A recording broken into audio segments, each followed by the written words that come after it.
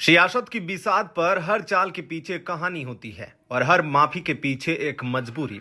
मार्च 2026 की तपिश के बीच दिल्ली के गलियारों से एक ऐसी खबर आई जिसने सबको चौंका दिया। क्या आपने कभी सोचा है कि जो सांसद कल तक संसद की गरिमा को चुनौती दे रहे थे, वो डफली बजाकर इंकलाब के नारे लगा रहे थे? उन्होंने अचानक बंद कमरे में सॉरी क्यों बोल दिया? यह सिर्फ 8 सांसदों के निलंबन की बहाली नहीं, यह उस ईगो की हार है जिसे पिछले कई महीनों से हवा दी जा रही थी। आज के इस विशेष विश्लेषण में हम उस सीक्रेट लेटर की बात करेंगे जिसने कांग्रेस के आक्रामक तेवरों को ठंडा कर दिया। क्या यह राहुल गांधी का रणनीतिक पीछे हटना है या फिर एक डूबती हुई नाव का आखिरी तिनका?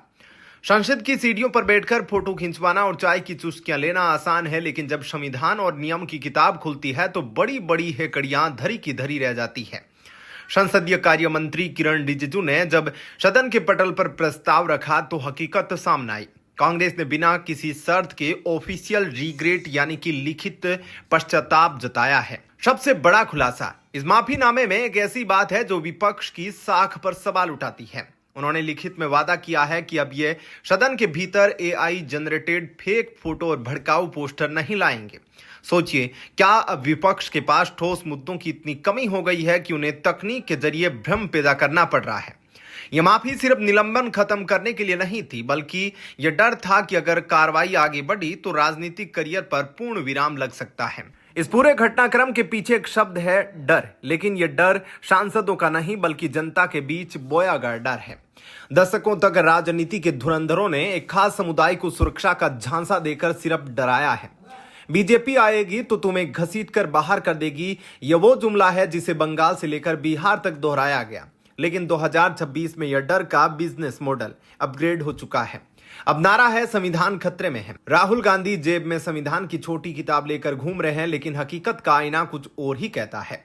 कड़वा सच तो यह है कि अगर पिछले 70 सालों में अल्पसंख्यकों के लिए असली काम हुआ होता तो आज उनकी स्थिति इतनी दयनीय न होती। जब काम नहीं दिखता तो डर बेचना ही आखिरी विकल्प बचता है। दिल्ली में माफी और राज्यों में तबाही, यही आज की कांग्रेस का सच है। चलिए जरा राज्यों की कुंडली खंगालते हैं। हरियाणा राज्यसभा चुनाव में कांग्रेस के पास जीत के लिए पर्याप्त 37 विधायक थे, लेकिन जब वोट गिना गया तो सिर्फ 28 निकले। 9 विधायक रातों रात कहां गायब हो गए? भूपेंद्र सिंह हुड्डा बदला लेने की बात तो कर रहे हैं, लेकिन क्या वो अपने ही घर की आग बुझा पाएंगे? उड़ीसा, यहां 14 में से 10 विधायक पार्टी के रडार से बाहर है।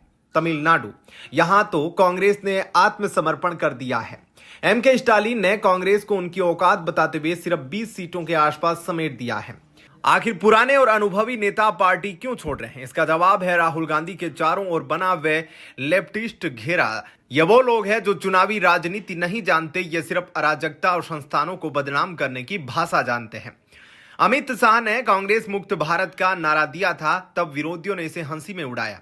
लेकिन आज कांग्रेस जिस तरह से राज्यों में अपने सहयोगियों के साथ घुटने टेक रही है, वह इस नारे को हकीकत में करीब ला रहा है। माफी मांगना कोई गुनाह नहीं है, लेकिन बार बार अराजकता फैलाना और फिर पकड़े जाने पर खेद जताना जनता के भरोसे के साथ सबसे बड़ा खिलवाड़ है।